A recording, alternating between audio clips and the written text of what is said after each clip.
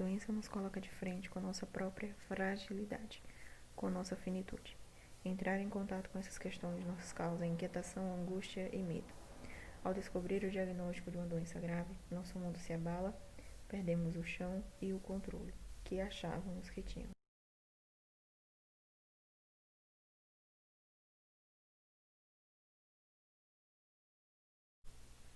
A consolidação da psicologia hospitalar como um campo teórico e prático da psicologia é relativamente recente se considerarmos que apenas em 2000 foi reconhecida como especialidade da psicologia pelo Conselho Federal de Psicologia.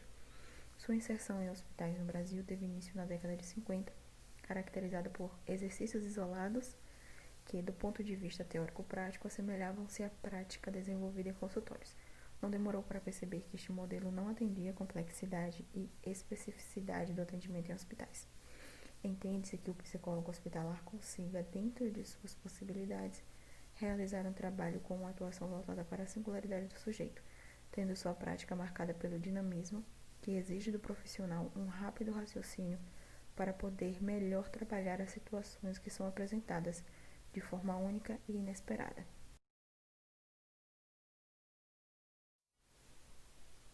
A insuficiência renal crônica é considerada como um grave problema de saúde pública, justificado por seu alto índice de morbilidade e mortalidade nos anos recentes, e também por seu impacto negativo sobre a qualidade de vida. Sabe-se que no Brasil, 10 milhões de brasileiras apresentam algum grau de alteração renal. 52 milhões correm risco de desenvolver a doença por estarem no grupo de risco, que são idosos, hipertensos, diabéticos, pessoas com doenças cardiovasculares ou que têm um histórico de doença renal crônica na família. 2 milhões de pessoas apresentam a forma mais grave da alteração nas funções dos rins, que é a doença renal crônica. 70 mil são portadoras de doença renal crônica e podem desenvolver também a anemia renal. A doença renal crônica ou insuficiência renal crônica é proveniente do acometimento dos rins por outras doenças renais, como a nefrite, a inflamação renal, a infecção urinária, cálculos renais ou até mesmo anemia renal. Estas doenças causam lesões renais irreversíveis e, a depender do grau do comprometimento, levam à perda progressiva da atividade dos rins. Compreender o grau de comprometimento da doença auxilia no entendimento da gravidade da mesma, o nível de comorbidade que ela apresenta e se há necessidade de substituição renal, sendo por diálise ou transplante. Dependendo do grau da evolução, que podem chegar a 5 estágios, os rins podem não mais conseguir manter a homeostase do organismo, ou seja, o rim ele tem diferentes e importantes funções para o organismo, como a filtragem do sangue para a eliminação de resíduos tóxicos e excedentes ao organismo, a regulação da pressão arterial sanguínea e controle do equilíbrio químico e líquido do organismo. Essas funções mantêm o funcionamento correto. Falando um pouco sobre as 5 fases do acometimento dos rins na insuficiência renal ou na doença renal. Na primeira fase, os rins ainda funcionam bem, mas aparecem já alguns sinais de lesão, como proteína na urina. Na segunda fase, os rins têm uma leve diminuição no seu funcionamento. Assim como na fase 1, é importante ter um diagnóstico de uma doença renal crônica, pois é possível prevenir as fases seguintes com um tratamento adequado. Na fase 2, geralmente são feitos exames que constatam alterações nas substâncias presentes na urina, ou é um pouco mais difícil algum sintoma, como dores, algum sintoma que dê a entender lesões nos rins, mas são mais difíceis de serem constatadas.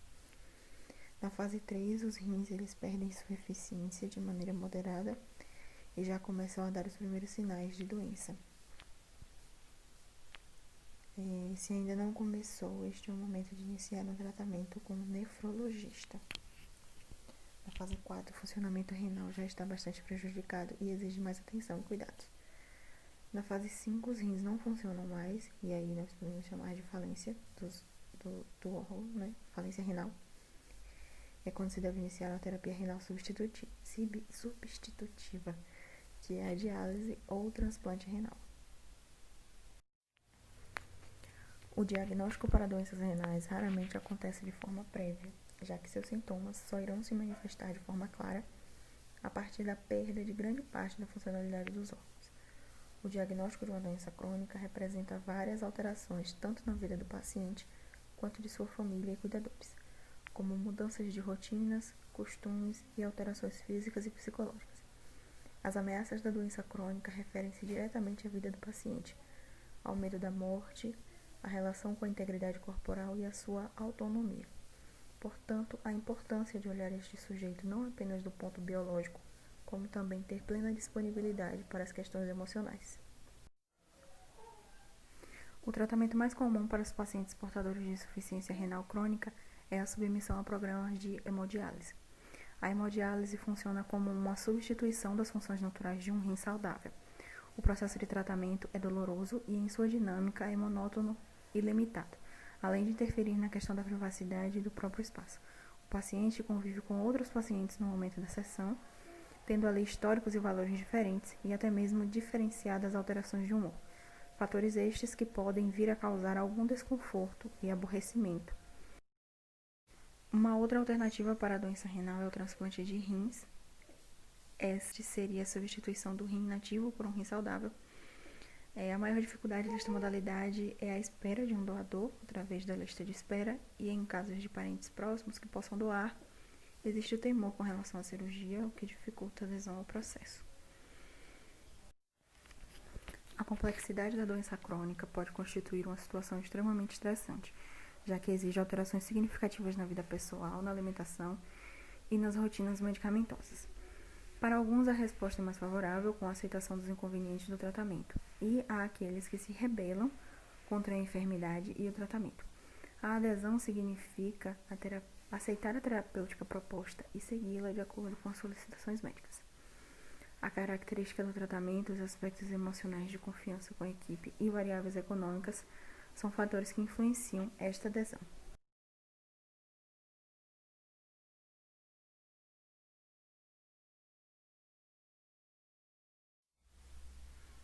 Para a prevenção e tratamento da doença renal crônica, o Sistema Único de Saúde conta com a rede de atenção à saúde das pessoas com doenças crônicas, que atua tanto na atenção básica como também na atenção especializada.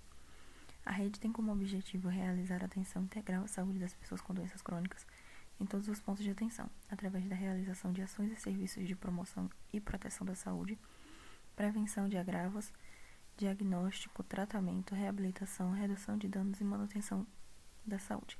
Tem também como objetivo fomentar a mudança no modelo de atenção à saúde, por meio da qualificação da atenção integral às pessoas com doenças crônicas e também a ampliação das estratégias para a promoção de saúde da população e prevenção do desenvolvimento das doenças crônicas e suas complicações.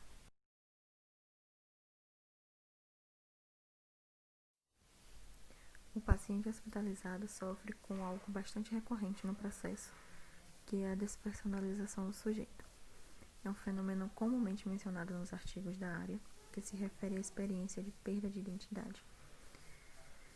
A retirada do ser do anonimato, que pode ser sentida até pela própria internação, no qual o paciente fica exposto a uma equipe médica, é distante de toda a sua rotina em ambientes que lhe eram familiares. E diante da fragilidade do adoecimento e hospitalização, o doente ele vive a doença de uma forma destrutiva, porque acontece a quebra de laços, a descontinuidade de atividades rotineiras, muitos perdem o emprego e até mesmo a perda da autonomia. O paciente muitas vezes passa a entender que a sua identidade, como era antes da doença, não será mais reconstruída diante de tantos cortes. Bom, e diante desse cenário apresentado, o psicólogo tem uma tarefa importante em suas mãos. Para Rezende, 2007, ele defende que o paciente renal crônico luta para entender e aceitar sua doença, procurando compreender a origem e seu tratamento. Por isso, a tendência da psicologia e das ciências da saúde é compreender as limitações do tratamento e olhar para o paciente dentro de uma perspectiva que integre as esferas biológicas, psicológicas e sociais, como uma forma de minimizar o sofrimento do processo.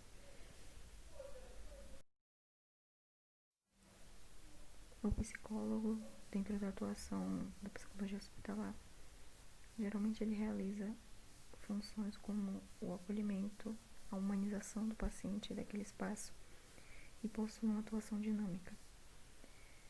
Nesse momento de acolhimento é a recepção daquele ser humano de sua dor diante da doença, fazendo com que suas angústias e ansiedades sejam minimizadas através da escuta acolhedora e intervenções psicológicas adequadas para o momento. O processo de humanizar é olhar para o paciente, para além de um número de prontuário e para além de um paciente, entre tantos outros pacientes que ali se encontram, favorecendo a personalização de cada sujeito naquele ambiente.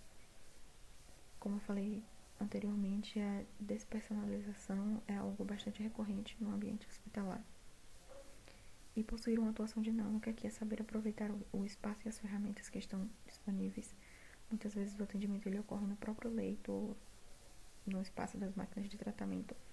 Então, buscar estratégias para que o atendimento ou a relação com aquele grupo que ele se encontra seja o melhor possível.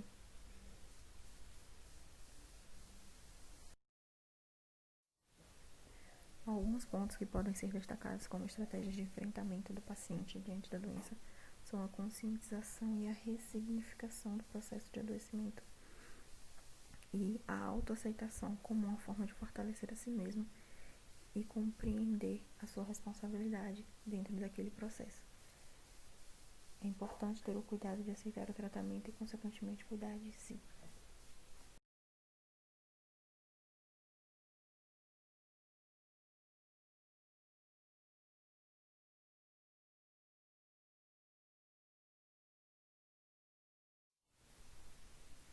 Uma questão bastante discutida nos artigos de referência para esse trabalho é a questão dos mecanismos capazes de propor uma adesão e continuação ao tratamento.